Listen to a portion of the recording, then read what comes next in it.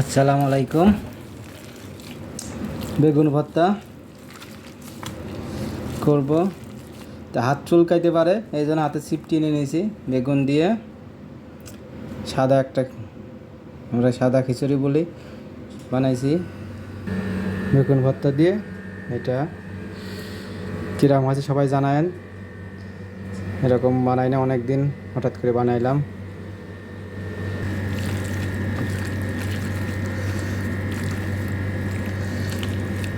ওকে, ভালো থাকেন সবাই। ওকে, আল্লাহ হাফেজ।